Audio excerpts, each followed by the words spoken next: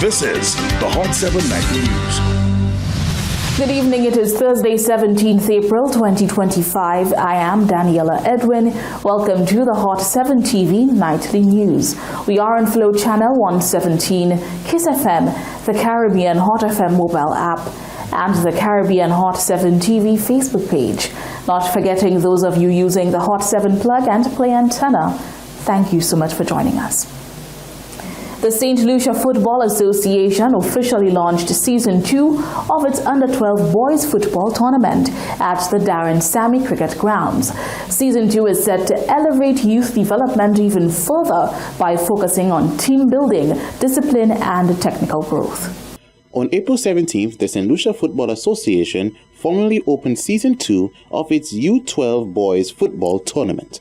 The debut came after Season 1's exciting finale, which highlighted the amazing potential of St. Lucia's youngest football players. Season 2 is expected to further enhance youth development by emphasizing team building, discipline, and technical advancements for boys under the age of 12, building on the excitement and success of the first season.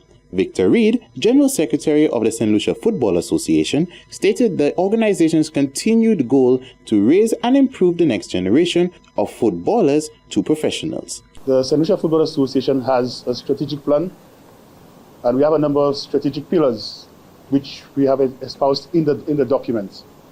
And one of those pillars speaks to developing footballers and football so we can get into a World Cup, we can qualify for a World Cup. Now, the executive committee, being as strategic as they are, decided that we must start the process much earlier than 15 years old. We want to start at 4 years, but we cannot do that yet. So we have started at the under 12 level. So the Ministry of Youth Development and Sport and the Football Association came together and developed the under 12 primary schools district championship. And this championship is designed to capture boys below 12 years, to give them the playing time, to give them proper coaching, to give them opportunities that they would never have had if they didn't play in a national competition. The sales manager of Arcado affirmed the company's continued commitment to sponsoring the Saint Lucia Football Association's development. With a generous gifts of new sports kits and a check of $30,000 EC, student players will have all the essentials in place to start the next season. We already saw what the vision was, what the initiative was, what it presents, and what it's supposed to yield. And I think one of the most important things for us, Arcado Saint Lucia as a group, and also myself, being from a small community in the Hospital Road area, is youth development, because we can either build them right now as youth, or we can lose them, 5-6 years from now. So the moment for us is now, and as I forgot his name, sorry, but as our as the member, as he said earlier on, we want to more or less go deeper, not just under 12, but closer to from 4 years old, because from Europe, America, all of these countries start developing their youth from like 3 to 4 to 5 to 6, and we see these people on TV screens and we think, boy, it happened overnight, but it did not. It happened from youth.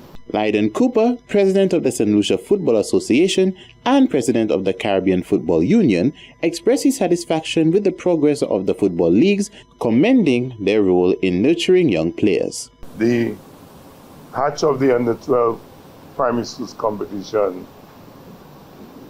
was part of a rethinking of the development plan for youth in football by the SLFA. I say this because some of you may not be aware that FIFA has from 2025 created an under-17 football competition for the next 3 or 4 years every single year.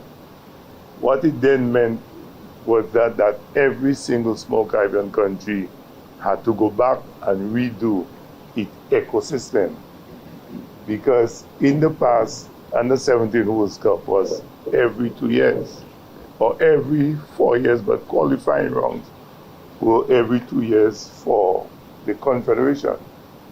So therefore, the SLFA had to go back and rethink as to how best to meet its overall objective at a time when we were beginning to compete every other year in under 14 and every other year in under 15 and every other year for under 17. As the nation reflects on its recent performance, the focus shifts in nurturing the next generation of football talent with a goal securing a spot in the upcoming U17 World Cup tournaments. For Hot 7 TV News, Josiah Bisset reporting. The government of Saint Lucia is sharpening its focus on the economic implications of new U.S. tariffs. The Joint Ministerial Task Force formed to monitor and evaluate shifts in U.S. trade policy has since outlined strategic measures being considered to protect the nation's economy. As Saint Lucia keeps a close watch on shifting international trade policies, government officials are working proactively to assess and counter the effects of newly imposed tariffs by the United States. Officials from the Ministry of Commerce and the Department of International Trade led the discussion on Saint Lucia's current trade position and what it means for businesses and consumers alike. At a press briefing held on April 17, 2025, officials, such as the lead of the technical committee, Dr. Thomas Samuel, shed some light on what the new tariff changes mean for St. Lucia's commercial sector. The new administration dubbed April 2nd Liberation Day, and on that day, the trading relations between St. Lucia and other CARICOM member states, and indeed the rest of the world, changed with the new regime that had been introduced by the U.S. government. That regime is sort of upends and replaces the pre-existing arrangements that we have been accustomed to and have been trading under for some time, as far back as the 1980s. Under the new regime, countries were assigned what we call reciprocal tariffs. And in St. Lucia's case, we are facing a 10% reciprocal tariff. That tariff, by the way, is the new base tariff in the U.S. Tariff arrangement. As you may have heard, the tariff, the total or final tariff that each country faces is made up of a base tariff plus other considerations, including fentanyl tariff, etc. But in our case, just to be clear, we are facing a 10% reciprocal tariff based on the U.S. arrangement. The Joint Ministerial Task Force recently convened its third official meeting on April 15th to examine how U.S. trade shifts could affect St. Lucia. Ricky Jean-Baptiste offered a brief insight into feasibility of recommendations around immediate policy interventions as part of the task force's response and the broader strategy to safeguard the local economy. It is critical to know that with this new dispensation or this new policy stance, it has automatically suspended this duty-free tariff regime. So in addition to the 10%, which is essentially an increase, the baseline is essentially an increase, based on standard tariffs outside of the preferential tariff. So if I may use an example, the likes of CMOS, which is one of our critical exports of more recent times, would have entered the U.S. market at duty-free under the tariff, the preferential arrangement. However, the standard tariff is also duty-free. So it means with the 10% additional tariff, the new tariff is 10%.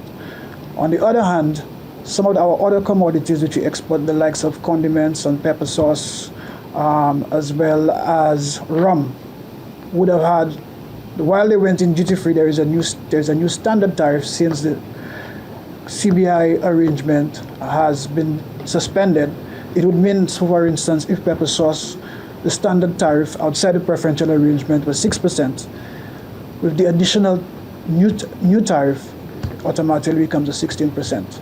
Both Dr. Samuel and Jean-Baptiste assert that the task force is carefully scrutinizing the new policies in order to submit viable recommendations to the government for implementation of trade policies and processes that would best safeguard the economy, businesses, and consumers respectively. However, the task force and its technical committee are working to ensure that they do so having key data and are careful about disseminating information via public consultation, given the likelihood and frequency of changing data in the course of a day. The situation remains very fluid, And whereas we have contemplated a number of policy recommendations, a lot of that has to be informed by greater analysis. So we need to assess the implications of these policies a little more. Importantly, one of these things we've decided is to have sectoral engagements, because you cannot essentially make recommendations in the absence of information. And ideally, we are not the traders, so we need to engage the business community. They have been part of the task force. There are implications for even the broader tourism sector. So it is critical in providing the government with policy recommendations that this conversation be had with the necessary stakeholders. The government does have some policy interventions that it can make within its arsenal, but of course it would have to be informed by the conversation with the broader public before, because it would be ill-advised to simply make broad sweeping policy recommendations in the absence of critical information. In an increasingly volatile global trade environment, the government of Saint Lucia is taking a calculated and collaborative approach. The April 17th press briefing marks another key step in ensuring transparency, preparedness, and protection for the local economy in the face of external shocks. Reporting for the Hot 7 TV News, I am Stivana Francis. A concerned resident of Bexar is speaking out after enduring ongoing harassment and receiving no resolution from local law enforcement. By her account, the constant feeling of being unsafe in one's own home is not something anyone should have to go through. She believes law enforcement should be given the power to act and not simply caution the harasser. A case of harassment that has been ongoing for 2 years has one woman constantly looking over her shoulder. In efforts to end the torment perpetrated by a resident in her community, the woman sought police intervention, but to date has received no resolution. In an exclusive update, she notes that local law enforcement has attempted to reach her but missed her, despite her being home at the time. The issue for her now is the unsafe feeling in her sanctuary, as she believes her harasser is still at it. From the last time we spoke, the police have not called me, but they said, I cannot remember if they called or if I called, but I was told by an officer that he came and he called. He stayed there for about 11 minutes or so, and they didn't get any response. But at the time I heard the call and they were banging on the railing, I was in the bathroom. By the time I got out of the bathroom and I looked through the window, I didn't see anybody, and I went down to look to see if any vehicle was leaving or something like that. I didn't see any vehicle. So apparently, but he also said that he went by the neighbor's house and he spoke to the guy's family. So apparently he spent most of the time there, because the time I heard the banging on the railing, by the time I looked, there was no vehicle. During the previous news interview, she has stated that the individual was throwing stones at her home and water tank, which resulted in broken window and her plant pots being overturned. But now she believes he has taken a more subtle approach to his harassment. I feel unsafe, very much unsafe, because at night I can still hear somebody trying to open one of the windows at the back.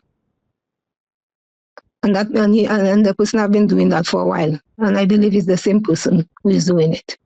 Not every day, but anytime I'm in the balcony, either he will, or if I open my bedroom door to go in the balcony, I will see him coming out of if I am facing that side, I will see him coming out and he'll be standing and watching me. The resident hopes that more can be done by police to address situations of harassment, as she fears for her life and cannot wait until things escalate for police to step in and take a more tangible measures. For Hot 7 TV News, Josiah Bissett reporting. Still in the first segment of the broadcast, the POV. Today you shared one lesson learned during the Lent period and how you will be celebrating the Easter weekend. Here is what you had to say. Bring back the old time days. That's my plan for Easter. I don't have the Easter food, but I'm missing the kites. I am missing the top, what we call topi. I'm missing the caravan, the little trucks we used to have. And then we used to have the skipping rope. We used to have, apart from the Christmas house to house, we used to get the neighbors giving us pemi, akra, lababad, and all the works.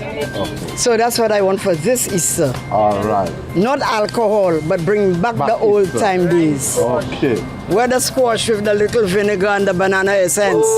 Where is the, how you call this one? We used to have fritters. We used to have all the works. So bring back the old time days. Where the coupe, the cake we call coupe, where is it? All fancy cake you're giving me, I don't want that. I want the old time days. Okay, my plan for Easter is to get some good rest. Some good rest the Lord prepared for me. I'll take that rest.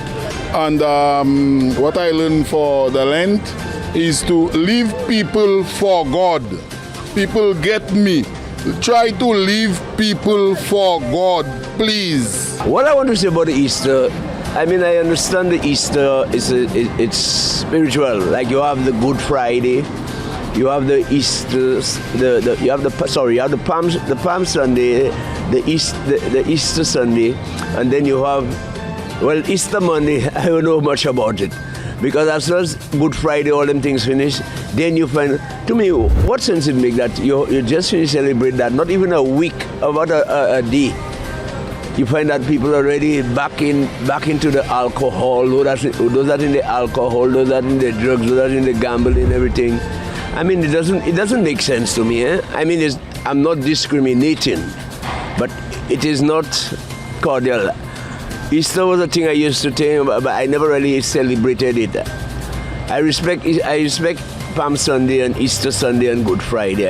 I respect them things highly.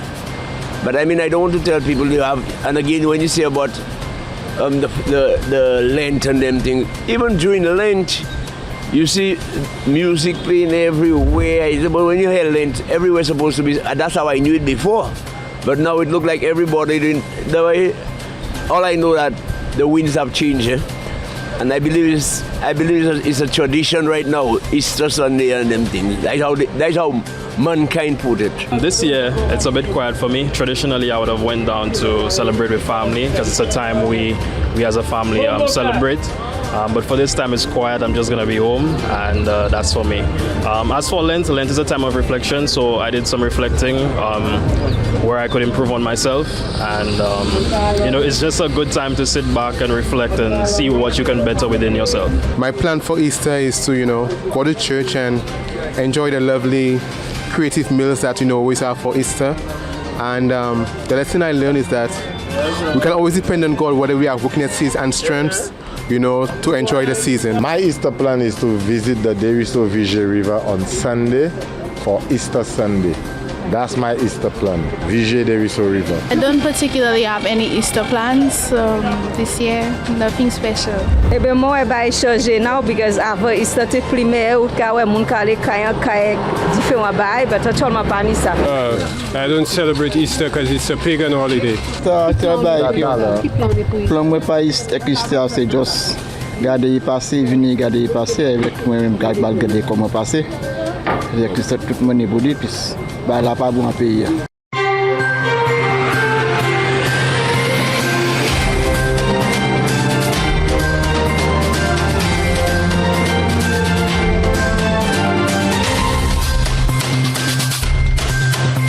Look out for our reporters or head over to our Facebook and Instagram pages at Caribbean Hot 7 TV to share your point of view on trending topics in the news.